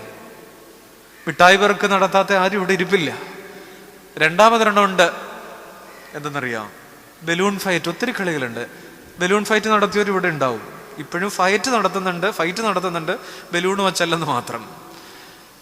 നമ്മുടെ ജീവിതം ഒന്നുകിൽ ബലൂൺ ഫൈറ്റ് പോലെയാണ്, അല്ലെങ്കിൽ മിഠായി പെറുക്ക് പോലെയാണ്. എന്താണ് ഈ ബലൂൺ ഫൈറ്റിന്റെ പ്രത്യേകത? ഒരു കളത്തിൽ 7-8 കുട്ടികളെ ഇറക്കി വിടും അല്ലേ? എല്ലാവരുടെ കയ്യിലും ഓരോ ബലൂൺ വീർപ്പിച്ച് കൊടുക്കും. എന്നിട്ട് പറയുക, ഒരു വിസിലടിക്കുമ്പോൾ തുടങ്ങണം, മറ്റൊരു വിസിലടിക്കുമ്പോൾ നിർത്തണം. എന്താ പറയുക? നിങ്ങളുടെ ബലൂൺ പൊട്ടരുത്. അങ്ങനെ മാത്രമല്ലേ പറയുള്ളൂ. മറ്റേയാടെ പൊട്ടിക്കണമെന്ന് പറയുമോ? ഇല്ല. നിങ്ങളുടെ ബലൂൺ പൊട്ടാതെ നോക്കണം, ഇങ്ങനെ ഉയർത്തിപ്പിടിക്കണം. എന്നിട്ട് നമ്മൾ 7-8 പേര് ഈ ബലൂണുമായിട്ട്, വീർപ്പിച്ച ബലൂണുമായിട്ട് ഇങ്ങനെ നിൽക്കും. അന്യനാണ് ടാർജറ്റ്. നമ്മളിങ്ങനെ പൊക്കി നിന്നിട്ട് അവരെൻ്റെ തോളിൽ ചവിട്ടി കയറിയും ഇടിച്ചും വെട്ടി മറ്റേ ബലൂൺ ഇങ്ങനെ പൊട്ടിക്കും. പൊട്ടിച്ച് 1 മിനിറ്റ് കഴിയുമ്പോൾ വിസിലടിക്കും. വെട്ടിപ്പിടിച്ചും തട്ടിപ്പറിച്ചും കെട്ടിപ്പടുത്തും 1 മിനിറ്റ്. ഒരു ഫൈനൽ വിസിലുണ്ട്. ഫൈനൽ വിസിലടിക്കുമ്പോൾ ഒരാളുടെ കയ്യിൽ മാത്രം ഒരു ബലൂൺ അവശേഷിക്കും. വർണ്ണാഭമായ ഈ ബലൂൺ ഫൈറ്റിന്റെ കളം അരങ്ങൊഴിയുമ്പോൾ ഈ കളത്തിൽ നിൽക്കുന്നവരെല്ലാം കിതച്ചും കൊണ്ട് കളം വിടും. ക്ഷീണിച്ച് കിതച്ചും കൊണ്ട് ഒരാളുടെ കയ്യിലോ മറ്റോ മാത്രം ഒരു ബലൂൺ അവശേഷിക്കും. എല്ലാവരും ക്ഷീണിച്ച് കളം വിടും. ആ മത്സരം തുടങ്ങുമ്പോൾ ഈ കളത്തിനകത്ത് എന്തു വർണ്ണ പകിട്ടായിരുന്നു. പല നിറങ്ങളിലുള്ള 10-15 ബലൂണുകളുമായി കുറെ പേർ. 1 മിനിറ്റ് കഴിഞ്ഞ് വിസിലടിക്കുമ്പോൾ എല്ലാം പൊട്ടിപ്പറിഞ്ഞ് കിതച്ചും ചവിട്ടിയും നശിപ്പിച്ചും ആ കളം നശിച്ചിരിക്കുന്നു. ആധുനിക മനുഷ്യന്റെ ജീവിതം ഇങ്ങനെയാണ്. റെബേക്കായുടെ ഗർഭപാത്രം പോലെ ഏശാവും യാക്കോബും തമ്മിൽ ഒടുക്കത്തെ അടിയാണ്. ലോകത്തിലെ ആദ്യത്തെ ബലൂൺ ഫൈറ്റ് റിംഗ് ആണ് റെബേക്കായുടെ ഗർഭപാത്രം. ചേട്ടനും അനിയും കൂടെ ഒടുക്കത്തെ അടിയാണ്. ലോകത്തിലെ ആദ്യത്തെ ബോക്സിംഗ് റിംഗ് ആണ് റെബേക്കായുടെ ഗർഭപാത്രം, അല്ലേ? ഇങ്ങനെയാണ് ജീവിക്കുക. ഇന്ന് നമ്മൾ ഇങ്ങനെയാണ് ജീവിക്കുക. എങ്ങനെയും എനിക്ക് ജീവിക്കണം, എന്തു വന്നാലും എനിക്ക് ആസ്വദിക്കണം, മുന്തിരിച്ചാറ് പോലുള്ള ഒരു ജീവിതമെന്ന് പണ്ട് ചങ്ങമ്പുഴ പാടിയതുപോലെ. എന്നാൽ ഓണത്തിന് മറ്റൊരു കളിയുണ്ട്, ഓർമ്മയുണ്ടോ? മിഠായി പെറുക്ക്, കൊച്ചുകുട്ടികളുടെ മിഠായി പെറുക്ക്. 10-15 കുട്ടികളെ ഒരു കളത്തിലേക്ക് ഇറക്കി വിടും. 100 മിഠായികൾ വിതറും. അവരോടും പറയും, ഒരു വിസിലിന് തുടങ്ങണം, അടുത്ത വിസിലിന് നിർത്തണം. നിങ്ങൾ പരമാവധി മധുരം പെറുക്കി പെറുക്കി എടുക്കണം. കുഞ്ഞുങ്ങൾ അടുത്തയാളുടെ മിഠായി തട്ടിപ്പറിക്കുമോ? ഇല്ല. അവർക്ക് കിട്ടാവുന്ന പരമാവധി മിഠായി അവരിങ്ങനെ പെറുക്കി പെറുക്കി പെറുക്കി എടുക്കും. അവിടെ ചവിട്ടി വീഴ്ത്തലില്ല, തോളിൽ ചവിട്ടലില്ല, വെട്ടിപ്പിടിക്കലില്ല, പൊട്ടിത്തെറിക്കലില്ല. ഉണ്ടോ? പട്ടപട്ടേന്നുള്ള പൊട്ടലുകളൊന്നും മിഠായി പെറുക്കിന്റെ റിങ്ങിൽ നിന്ന് കേൾക്കില്ല. മധുരം കൂട്ടി കൂട്ടി വെച്ചിട്ട് ഒരു വിസിലടിക്കുമ്പോൾ എല്ലാ കുട്ടികളും അവരവരുടെ കൈകളിലുള്ള മിഠായികൾ 2 കൈകൾ കൊണ്ടും റഫറിയുടെ മുന്നിലേക്ക് നീട്ടും. ഞാൻ ചോദിക്കട്ടെ, എന്ത് രസമാണ് ഈ കാഴ്ച? ഈ കുഞ്ഞുങ്ങൾ ഈ പെറുക്കിയ 10, 20, 25 മിഠായി കഴിക്കുമോ? ഇല്ല. ഒരു മിഠായും കഴിക്കില്ല. അടുത്ത റൗണ്ടിന് കൈമാറും. അതാണ് ഞാൻ പറയാൻ വന്ന കാര്യം. ഈ മിഠായികളെല്ലാം അടുത്ത റൗണ്ടിന് കളിക്കാൻ കൈമാറി ആ കുഞ്ഞുങ്ങൾ കളമൊഴിയും. ദൈവം തമ്പുരാൻ നമ്മളെ ഇങ്ങോട്ട് വിട്ടേക്കുന്നത് മിഠായി പെറുക്ക് പോലെ ജീവിക്കാനാ. നിന്റെ ജീവിതത്തിൽ കൂട്ടിവെക്കുക, മധുരം കൂട്ടുക, അടുത്ത തലമുറയ്ക്ക് കൈമാറുക, കളമൊഴിയുക. എന്നെ കേൾക്കുന്ന പൊന്നു ചങ്ങാതി, ഒരു ഫൈനൽ വിസിൽ നമുക്കുണ്ട് കേട്ടോ. അടുത്ത പള്ളിമണി അടിക്കുന്നത്, ഇടവക പള്ളിയിലെ പള്ളിമണി അടിക്കുന്നത് നമുക്ക് വേണ്ടിയല്ലെന്ന് ആര് കണ്ടു? ആ തെക്കേപ്പുറത്തെ സെമിത്തേരിയിൽ അടുത്ത തൂമ്പാപ്പാട് വീഴുന്നത് നമുക്ക് വേണ്ടിയല്ലെന്ന് ആര് കണ്ടു? തൂമ്പ വീഴേണ്ട കാര്യമല്ല, 25 അടി ആഴത്തിൽ കുഴിച്ചിട്ടേക്കാണ്. അതുകൊണ്ട് തൂമ്പ ഇടേണ്ട കാര്യമില്ല, കെട്ടിയിട്ടേക്കാണ്. എങ്കിലും സഹോദര, മിഠായി പെറുക്ക് പോലെ മധുരം കൂട്ടിവെച്ച് അടുത്ത തലമുറയ്ക്ക് മധുരം കൈമാറി കളം വിടുമോ? നിന്റെ മക്കൾ, നിന്റെ തലമുറ, എന്റെ തലമുറ, ഏശാവുമാർ ചോദിക്കും, അപ്പാ ഞാൻ ചോദിക്കുന്നത് സമ്പത്തല്ല, ഞാൻ ചോദിക്കുന്നത് പ്രോസ്പിരിറ്റി അല്ല, അനുഗ്രഹങ്ങൾ എന്തെങ്കിലും ബാക്കിയുണ്ടോ? സുഹൃതങ്ങൾ ബാക്കിയുണ്ടോ എനിക്ക് കൈമാറി തന്നിട്ട് പോവാൻ? ബലൂൺ ഫൈറ്റ് പോലെയും ജീവിക്കാം, മിഠായി പെറുക്ക് പോലെയും ജീവിക്കാം. നമ്മൾ കളമൊഴിയുമ്പോ, അവസാനത്തെ വിസിൽ കഴിഞ്ഞ് കളമൊഴിയുമ്പോ, അയാളുണ്ടായിരുന്നെങ്കിലെന്ന് നമ്മുടെ നാട്ടിൽ എത്ര പേര് പറയും? അവളുണ്ടായിരുന്നെങ്കിലെന്ന് നമ്മുടെ പരിസരങ്ങളിൽ എത്ര പേര് പറയും? ഹിസ്കിയാവും യെശയ്യാ പ്രവാചകന്റെ പുസ്തകം 38-ാം അധ്യായത്തിൽ ഹിസ്കിയാവിന്റെ കിടക്കക്കരികിൽ മുഴങ്ങുന്നൊരു ചോദ്യം ഇപ്പോഴും മുഴങ്ങുന്നുണ്ട്. അതിങ്ങനെയാണ്: ഹിസ്കിയാവേ, നീ മരിക്കും, നിന്റെ ഗൃഹകാര്യം ക്രമത്തിലാക്കുക, ഒന്ന് കറക്റ്റ് ചെയ്യുക, recorrect your home, recorrect your life. ബുദ്ധന്റെ പ്രിയ ശിഷ്യൻ ആനന്ദൻ ബുദ്ധനോട് ചോദിച്ചു, ശ്രീബുദ്ധ, വെളിച്ചം എങ്ങനെയാണ് കിട്ടുക? ബുദ്ധൻ പറഞ്ഞു, ആനന്ദ, നീ തന്നെയാണ് നിന്റെ വെളിച്ചം. പണ്ട് വള്ളത്തോൾ പാടി, വെളിച്ചത്തെ കൊണ്ട് ഇരുട്ടുണ്ടാക്കുന്നു നമ്മൾ. ശരിയാണ്, ആവോളം വെളിച്ചം നമുക്ക് ദൈവം തന്നു. പക്ഷെ നമ്മുടെ കയ്യിലിരിപ്പ് കൊണ്ട് നമ്മുടെ വെളിച്ചത്തെ നാം തല്ലിക്കെടുത്തുക. പണ്ട് രാജ്യം ഭരിക്കുന്ന രാജാവ്, ഇവിടെയല്ല ഗ്രീസിലാണ്, ഒരു കുതിരയെ വാങ്ങി.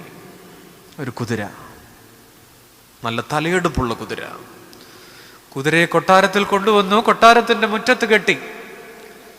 മെരുക്കാൻ പഠിച്ച പണി 18 നോക്കിയിട്ടും കുതിര മെരുങ്ങുന്നില്ല. കൊട്ടാരത്തിലെ പ്രഗത്ഭരൊക്കെ നോക്കിയിട്ടും ഈ കുതിര അനുസരിക്കുന്നില്ല. അവസാനം അതുവഴി പോയ ഒരു കൊച്ചു പയ്യൻ ഈ കുതിരയുടെ അടുത്ത് ചെന്നു. ബാക്കിയുള്ളവരൊക്കെ മാറി നിന്നു. ഈ കൊച്ചു പയ്യൻ കുതിരയുടെ ചുറ്റും നടന്ന് എന്തൊക്കെയോ ചെയ്തു. കുതിര ശാന്തനായി, കുതിര വളരെ കാമായി. മറ്റുള്ളവർ ചോദിച്ചു, എടാ പയ്യനെ, എടാ കൊച്ചനെ, നീ എങ്ങനെയാണ് കുതിരയെ മെരുക്കിയത്? അപ്പൊ ഈ കുഞ്ഞു പറഞ്ഞൊരു മറുപടി ഉണ്ട്. ഒരു മിടുക്കനായ കൗമാരക്കാരനാണ്. ഒന്നുമില്ല, സിമ്പിൾ. നിങ്ങൾ കുതിരയെ സൂര്യനെതിരെയാണ് കെട്ടിയിരുന്നത്. സ്വന്തം നിഴല് കണ്ട് കുതിര വിറളി പിടിക്കുകയായിരുന്നു. ഞാൻ വളരെ ലളിതമായി ആ കുതിരയെ അഴിച്ച് സൂര്യനെ അഭിമുഖമായി കെട്ടി. ഈ കുട്ടിയാണ് പിൽക്കാലത്ത് അലക്സാണ്ടർ ദ ഗ്രേറ്റ്, ആ കൊട്ടാരത്തിൽ വളർന്ന കുഞ്ഞ്, ഫിലിപ്പ് രാജാവിൻ്റെ മകൻ. ഒറ്റ കാര്യമേ ഉള്ളൂ, വെളിച്ചത്തിനെതിരെ നടക്കാതിരിക്കുക, വെളിച്ചത്തെ നിഷേധിക്കാതിരിക്കുക. വോൾട്ടയർ എന്ന് പറയുന്ന മനുഷ്യൻ 1578 പറഞ്ഞു, 100 വർഷം കഴിഞ്ഞാൽ യേശുക്രിസ്തു എന്ന നാമം പ്രപഞ്ചത്തിൽ കാണില്ല, ബൈബിൾ കാണില്ല. ഭയങ്കര ക്രിസ്തു വിരോധിയായിരുന്നു വോൾട്ടയർ. പുള്ളി മരിച്ചത് നരകത്തെയും പിശാചിനെയും കാണുന്നു എന്ന് പറഞ്ഞ് നരകിച്ച വോൾട്ടയറുടെ മരണക്കിടക്കയ്ക്ക് അരികെ നിന്ന സിസ്റ്റർ നഴ്സ് പിന്നീട് പറഞ്ഞു, ഈ ലോകം മുഴുവൻ തരാമെന്ന് പറഞ്ഞാലും ദൈവമില്ലാത്ത ഒരുത്തൻ്റെ മരണക്കിടക്കയ്ക്കരികെ ഇനി എന്നെ വിളിക്കരുത്. നിങ്ങൾക്കറിയാമോ, യേശു ഉണ്ടാവില്ല, യേശുവിൻ്റെ വചനം ഉണ്ടാവില്ല എന്ന് പറഞ്ഞ് വോൾട്ടയർ മരിച്ചിട്ട് തമ്പുരാന്റെ തമാശ ഞാൻ പറയാം, സ്വർഗത്തിലെ അപ്പൻ്റെ തമാശ. കുറച്ച് വർഷം കഴിഞ്ഞപ്പോൾ, 100 വർഷം കഴിഞ്ഞപ്പോൾ, ആ വീട്, വോൾട്ടയർ താമസിച്ചിരുന്ന വീട്, ജനീവ ബൈബിൾ സൊസൈറ്റി വാങ്ങി. ആ വീട് ബൈബിൾ അച്ചടിക്കുന്ന പ്രസ് തുടങ്ങി, പ്രിന്റിംഗ് പ്രസ്. ഇതാണ് ദൈവം. പരാക്രമികളുടെ അന്ത്യം. ദൈവത്തെ നിഷേധിച്ചവർ, വലിയ വെളിച്ചത്തെ നിഷേധിച്ചവർ. നെപ്പോളിയൻ ധീരനായി നടന്നു. വാട്ടർലൂ യുദ്ധത്തിൽ പരാജയപ്പെട്ട് നടുക്കടലിൽ ഒഴുക്കപ്പെട്ടപ്പോൾ നെപ്പോളിയൻ ലോകത്തോട് വിളിച്ചു പറഞ്ഞു, യേശു ക്രിസ്തുവിൽ മാത്രമാണ് പൂർണ്ണ സമാധാനം. ലോകത്തെ പരാക്രമികൾ, പല ഇസങ്ങളും ലോകത്തെ രക്ഷിക്കാൻ ഇറങ്ങിപ്പുറപ്പെട്ടു. പക്ഷേ പ്ലേറ്റോ 50 വർഷം തത്വചിന്ത പഠിപ്പിച്ചു, സോക്രട്ടീസ് 40 വർഷം പഠിപ്പിച്ചു, അരിസ്റ്റോട്ടിൽ 40 വർഷം പഠിപ്പിച്ചു. എൻ്റെ പൊന്നു തമ്പുരാൻ 3.5 വർഷമേ പഠിപ്പിച്ചിട്ടുള്ളൂ. തത്വചിന്തകൾ എവിടെ? എൻ്റെ കർത്താവിൻ്റെ പ്രകാശം എവിടെ? വെളിച്ചത്തിനെതിരെ ആ വലിയ വെളിച്ചത്തെ നിഷേധിക്കല്ലേ. കോവിഡ് കാലത്ത് പലരും പറഞ്ഞു, ദൈവമില്ല, ദൈവം എവിടെ? യെരൂശലേമിൽ നിന്ന് എമ്മാവൂസിലേക്ക് പോയ ശിഷ്യന്മാരുടെ പ്രത്യേകത എന്നെ കേൾക്കുന്നവർക്കറിയാം. അവർ വാടിയ മുഖമുള്ളവരായിരുന്നു. കാരണം ഒരു വലിയ വെളിച്ചത്തിനെതിരെയാണ് അവർ നടന്നുപോയത്. എന്നാൽ യേശുവിനെ കണ്ട വൈകുന്നേരം അവർ തിരിച്ച് ഒരു യൂ-ടേൺ എടുത്ത് യെരൂശലേമിലേക്ക് തിരിച്ചുപോയി. യോഹന്നാന്റെ സുവിശേഷത്തിൽ എഴുതി വച്ചിരിക്കുന്നൊരു വാക്യമുണ്ട്, അവർ യെരൂശലേമിൽ കടന്നപ്പോൾ സൂര്യൻ ഉദിച്ചിരുന്നു. എമ്മാവൂസിന്റെ അസ്തമന സൂര്യനെ സാക്ഷി നിർത്തി വാടിയ മുഖമുള്ളവർ ക്രിസ്തുവിനെ നിഷേധിച്ചപ്പോൾ, വെളിച്ചത്തിനെതിരെ നടന്നവർ വെളിച്ചത്തിന് അഭിമുഖമായി നടന്നപ്പോൾ അവരുടെ ജീവിതത്തിൽ വലിയ മാറ്റങ്ങൾ ഉണ്ടായി. അവരുടെ ജീവിതത്തിൽ വലിയ പ്രകാശം സൃഷ്ടിക്കപ്പെട്ടു. പ്രിയപ്പെട്ടവരെ, 2 ചിന്തകളാണ് ഞാൻ നിങ്ങളോട് പറഞ്ഞത്. ഒന്ന് ഏലിയാവിന്റെ ജീവിതത്തോടാണ്. ഒന്ന്, എഴുന്നേൽക്കുമോ ഫ്രം ഡിപ്രഷൻ ടു ഡെസ്റ്റിനേഷൻ. 17-ാം അധ്യായത്തിലെ അടമറന്നിട്ട് മരിച്ചാൽ മതി എന്ന് ആഗ്രഹിച്ച മനുഷ്യർ ചരിത്രത്തിൽ ഒത്തിരി പേരുണ്ട്. വലിയ മനുഷ്യരൊക്കെ മരിച്ചാൽ മതി. ഏണസ്റ്റ് ഹെമിംഗ്വേ, പീലാത്തോസ്, നീറോ ചക്രവർത്തി, മാർക്ക് ആന്റണി, എത്രയോ വലിയ മനുഷ്യർ, അഡോൾഫ് ഹിറ്റ്ലർ, എത്ര മനുഷ്യർ, വലിയ മനുഷ്യരൊക്കെ ആത്മഹത്യ ചെയ്യാൻ ശ്രമിച്ചു, ആത്മഹത്യയിൽ അഭയം കണ്ടെത്തി.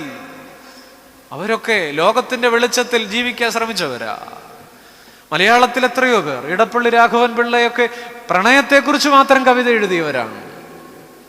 പക്ഷെ അദ്ദേഹം അവസാനം ഒരു രാത്രി 1 മണിക്ക് കുളിച്ച് ഈറനൊടുത്ത് വെള്ളമുണ്ടും കസവ് കരയൻ ഉടുപ്പമിട്ട് പൂമാല അണിഞ്ഞുകൊണ്ട് രാത്രി 1 മണിക്ക് ആത്മഹത്യ ചെയ്തു ആ കവി. അങ്ങനെ ചരിത്രത്തിലെ മഹാരഥന്മാർ 4-ാം ദിനത്തിലെ വെട്ടത്തിൽ ജീവിക്കാൻ ശ്രമിച്ചു. പക്ഷെ പരാക്രമികളൊക്കെ നഷ്ടപ്പെട്ടു പോയവരുടെ ജീവിതം. പ്രസിദ്ധനായ സീസറും ഹോമറും സിസ്റ്റർ മേരി ബെനീറ്റിയുടെ കവിത മനസ്സിലേക്ക് ഇങ്ങനെ തുളുമ്പി വരുന്നു. സമയമില്ലാത്തതുകൊണ്ട് ഞാൻ പാടുന്നില്ല. പരാക്രമികളൊക്കെ എവിടെ പോയി മറഞ്ഞു. എന്നാൽ 4-ാം ദിനത്തിലെ വെട്ടത്തിൽ മാത്രം ജീവിച്ച പല ജീവിതങ്ങളിലും ഇരുന്നു പോയി. 4-ാം ദിനം ക്രിയേറ്റഡ് ലൈറ്റാണ്, സൂര്യനും ചന്ദ്രനും ഉണ്ടായ. എന്നാൽ വെളിച്ചമുണ്ടാകട്ടെ, let there be the light എന്ന് സ്വർഗം വിളിച്ചു പറഞ്ഞ ഒരു 1-ാം ദിവസമുണ്ട്. അത് ബീയിങ് ഓഫ് ഗോഡാണ്, ദൈവത്തിന്റെ ഉണ്മ. ഉള്ളിലൊരു വെട്ടമുണ്ടെങ്കിൽ, ഉള്ളിലെ പ്രകാശത്തിൽ, പരിശുദ്ധാത്മ പ്രകാശത്തിൽ ജീവിക്കാൻ കഴിയുമോ എന്നൊരു ചോദ്യം ഉയർത്തുന്നുണ്ട്. ഉറങ്ങിയ ജീവിതങ്ങളോടാണ് ഈ പകൽക്കാലം ചോദിക്കുന്നത്. ഇരുന്നുപോയ ജീവിതങ്ങളോടാണ്, വീണുപോയ ജീവിതങ്ങളോടാണ് ചോദിക്കുന്നത്. ഒന്ന് എഴുന്നേൽക്കുമോ? അബ്രഹാം ഉറങ്ങിയപ്പോൾ എഴുന്നേറ്റു. നമുക്കറിയാം, ഞാൻ ആദ്യം ഈ കാര്യങ്ങളൊക്കെ പറഞ്ഞതാണ്. അതുകൊണ്ട് ഇന്ന് പകൽ നമുക്ക് ഏറ്റുപറയാം, ദൈവമേ, സൂര്യനല്ല, എൻ്റെ വെളിച്ചം ചന്ദ്രനല്ല, എൻ്റെ ഉള്ളിലൊരു നിത്യപ്രകാശമുണ്ട്. അത് സ്വർഗം തരുന്ന പ്രകാശമാണ്, അത് ദൈവം തരുന്ന പ്രകാശമാണ്, അവനവനിൽ തന്നെയുള്ള പ്രകാശമാണ്. അർദ്ധരാത്രി സ്വാതന്ത്ര്യം കിട്ടിയപ്പോൾ ഭാരതം വിചാരിച്ചു ഇനി എന്നും നട്ടുച്ചയും പുലരിയുമാണെന്ന്. പക്ഷെ ഇപ്പോൾ ഇരുട്ടുമൂടിയ ഒരു ചക്രവാളമാണ് ഭാരതത്തിൻ്റെ ആകാശസീമകളിൽ കാണുന്നത്. ലോകം മുഴുവൻ കാണുന്നത് അത് തന്നെയാണ്. യെരൂശലേമല്ല, എമ്മവൂസായി മാറിപ്പോയ ഇരുളുമൂടിയ വാനം നാം നമ്മുടെ പരിസരങ്ങളിൽ കാണുമ്പോൾ ഒന്ന് എഴുന്നേൽക്കുമോ എന്ന് വചനം ചോദിക്കുന്നു. മോശയെ നോക്കി സിപ്പോറ പറഞ്ഞതുപോലെ, he has really scene his God എന്ന് പറഞ്ഞതുപോലെ, എൻ്റെ ഭർത്താവിൻ്റെ ദൈവത്തെ സത്യമായും കണ്ടു, അതാണ് ആ പ്രകാശമെന്ന് പറഞ്ഞതുപോലെ, നമ്മളെ നോക്കി നമ്മുടെ കുഞ്ഞുങ്ങൾക്ക് പറയാൻ കഴിയുമോ? നമ്മുടെ തലമുറകൾക്ക് പറയാൻ കഴിയുമോ? നമ്മുടെ ജീവിതങ്ങൾക്ക്, നമ്മുടെ പരിസരങ്ങൾക്ക് പറയാൻ കഴിയുമോ? പൗലോസ് അപ്പോസ്തലനെ ബലപ്പെടുത്തിയൊരു ദൈവ സാന്നിധ്യമുണ്ട്. 26 കൂട്ടം വന്നപ്പോഴും എൻ്റെ കൃപ നിനക്ക് മതി. മക്കളെ, നിന്റെ ശൂലം കുറയില്ല, നിന്റെ ശൂലം മാറില്ല, എൻ്റെ കൃപ കൂട്ടിത്തരാമെന്ന് പറഞ്ഞ ഒരു ദൈവത്തിൻ്റെ സാന്നിധ്യമുണ്ട്. അത് അനുഭവിപ്പാൻ തക്കവണ്ണം ദൈവം നമ്മെ സഹായിക്കട്ടെ. അത് അനുഭവിപ്പാൻ തക്കവണ്ണം ദൈവം നമ്മെ സഹായിക്കട്ടെ. വേദപുസ്തകത്തിലെ അവസാനത്തെ ഗ്രന്ഥം വെളിപ്പാട് പുസ്തകമല്ലേ? ഇരുളുമൂടിയൊരു അന്തരീക്ഷത്തിൽ യോഹന്നാൻ ശ്ലീഹ ജീവിക്കുന്നുണ്ട്. ചുറ്റും അദ്ദേഹം പാറ പൊട്ടിക്കുന്ന പണിയിലേക്കാണ് പത്മോസ് ദ്വീപിൽ വീണുപോയതെന്നാണ് പറയുക. ചുറ്റും നോക്കത്താ ദൂരത്തോളം ഇരമ്പുന്ന കടൽ തിരമാലകൾ മാത്രം. ഏകനായി പത്മോസ് ദ്വീപിൽ വഴിയടഞ്ഞു, വാതിലടഞ്ഞു നിൽക്കുന്ന യോഹന്നാൻ വിളിച്ചു പറയുന്ന ഒരു വാക്യമുണ്ട്, ഇതാ ഞാൻ നിന്റെ പ്രവൃത്തി അറിയുന്നു, നിന്റെ മുമ്പിൽ ഒരു വാതിൽ തുറന്നു വച്ചിരിക്കുന്നു. വെളിപ്പാട് പുസ്തകം 3-ാം അധ്യായം 8-ാം വാക്യം. അതാർക്കും അടച്ചുകൂടാ. ചുറ്റും ഇരുട്ട് മൂടുമ്പോഴും ഒരു വാതിൽ കാണാൻ കഴിയുന്നതാണ് 1-ാം ദിനത്തിലെ വെട്ടം. കണ്ടാലും ഞാൻ നിന്റെ മുമ്പിൽ ഒരു വാതിൽ തുറന്നു വച്ചിരിക്കുന്നു, അതാർക്കും അടച്ചുകൂടാ. ചുറ്റും ഇരുട്ട് മൂടുമ്പോഴും ആ ദ്വീപിൽ ഏകനായി വഴിയടഞ്ഞു, വാതിലടഞ്ഞ് ജീവിതം അവസാനിച്ചു എന്ന് തോന്നുമ്പോഴും ഒരു തുറക്കപ്പെട്ട വാതിൽ കാണുന്നതാണ്. ഞാൻ മുമ്പേ പാടിയതുപോലെ, മുന്നിലൊരു ചുവടു വയ്പാൻ മാത്രമിട കാണുന്നു ഞാൻ. ഒരു ചുവട് വയ്ക്കാൻ മാത്രമുള്ള വെട്ടമേ ഞാൻ കാണുന്നുള്ളൂ. പക്ഷേ ആയതു മതിയെനിക്ക്, ശേഷമെല്ലാം ദൈവഹിതം. പണ്ട് കെ.വി. സൈമൺ എന്ന് പറയുന്ന അനുഗ്രഹീതനായ ഒരു പാട്ടെഴുത്തുകാരൻ സാധു കൊച്ചുകുഞ്ഞുപദേശിയുടെ സമകാലീനനായി ജീവിച്ച കാലത്ത് എഴുതിയ പാട്ടാണ്. മുന്നിൽ ഒരു ചുവട് വയ്പാൻ മാത്രം ഇട കാണുന്നു ഞാൻ, അത് മതി. ഫിലിപ്പ് ഡോട്ട് ബ്രിഡ്ജ് എന്ന് പറയുന്ന ഒരു ഭക്തനായ മനുഷ്യനുണ്ടായിരുന്നു. 48-ാമത്തെ വയസ്സിൽ ക്ഷയരോഗിയായി മരിച്ചു. 18-ാം നൂറ്റാണ്ടിൽ ഇംഗ്ലണ്ടിൽ ജീവിച്ചിരുന്ന ഏറ്റവും നല്ലൊരു കവിയായിരുന്നു, ഭക്തനായ മനുഷ്യൻ.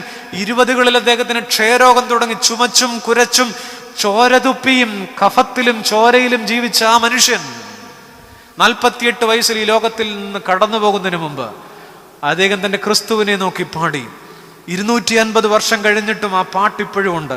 അന്ന് അദ്ദേഹം ക്ഷയരോഗിയായി എഴുതി വെച്ച വരികൾ ഇന്നും ജീവിക്കുന്നുണ്ട്. മലയാളത്തിലേക്ക് തർജ്ജിമ ചെയ്യപ്പെട്ടിട്ടുണ്ട്. അദ്ദേഹം എഴുതിയത് ഇങ്ങനെയാണ്: ഒരിടതടവില്ലാതെ ചുമച്ചുകൊണ്ടിരിക്കുമ്പോഴും വിറയാർന്ന കരങ്ങൾ കൊണ്ട് ആ മനുഷ്യൻ എഴുതി വെച്ചു, ഭാഗ്യനാൾ ഭാഗ്യനാൾ, യേശു എൻ പാപം തീർത്ത നാൾ. ആ പാട്ട് നിങ്ങൾക്കറിയാവുന്നതാണ് അല്ലേ?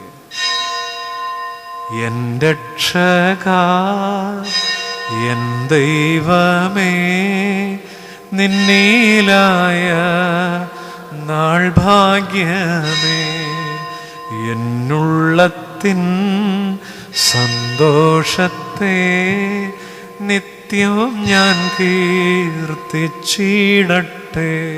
എന്നെ കേൾക്കുന്ന പ്രിയപ്പെട്ട സ്നേഹിത, എൻ്റെ പൊന്നു സുഹൃത്തെ, 48 വയസ്സിൽ ക്ഷയരോഗിയായി മരിക്കുമ്പോൾ, ഇടതടവില്ലാതെ ചുമയ്ക്കുമ്പോൾ, പുറത്തെ വെട്ടത്തിലല്ല അകത്ത വെട്ടത്തിൽ അദ്ദേഹം എഴുതി വെച്ചു, ഇത് ഭാഗ്യനാൾ, ഇത് ഭാഗ്യനാൾ. ഇന്ന് ഈ പകൽ ഈ ദേവാലയത്തിലും ഓൺലൈനിലുമൊക്കെ ഈ ഉള്ളവൻ്റെ ചിന്തകൾ വിശുദ്ധ വചനത്തിൽ നിന്ന് ഈ വെട്ടത്തെക്കുറിച്ച് ധ്യാനിക്കുമ്പോൾ ഒന്ന് പറയാൻ കഴിയണം. എഴുന്നേറ്റ് ഈ സ്ഥലത്ത് നിന്ന് പോകുമ്പോൾ പാടിക്കൊണ്ട്, പരുമലയുടെ മണ്ണിനെ ചവിട്ടി പാടിക്കൊണ്ട് കടന്നു പോകണം. ദൈവമേ, എൻ്റെ ജീവിതത്തിൽ ഏത് വേദന വന്നാലും, ഏത് ഭാരം വന്നാലും, എൻ്റെ ചങ്ക് പൊടിയുമ്പോൾ, എൻ്റെ കണ്ണ് നിറയുമ്പോൾ, എൻ്റെ സങ്കടങ്ങൾ തിരമാലകൾ പോലെ ആഞ്ഞടിച്ചാലും ജീവനുള്ള ഒരു ദൈവം എനിക്ക് ജീവിക്കുന്നത് കൊണ്ട്, ഏലിയാവിൻ്റെ ജീവിതത്തിൽ പ്രവർത്തിച്ചൊരു അപ്പമുണ്ടായത് കൊണ്ട്, 1-ാം ദിനത്തിലെ വെട്ടവനിലേക്ക് കടന്നു വന്നിരിക്കുന്നത് കൊണ്ട്, ഭാഗ്യനാൾ ഭാഗ്യനാൾ യേശു എൻ പാപം തീർത്ത നാൾ. ദൈവം നമ്മെ അനുഗ്രഹിക്കും.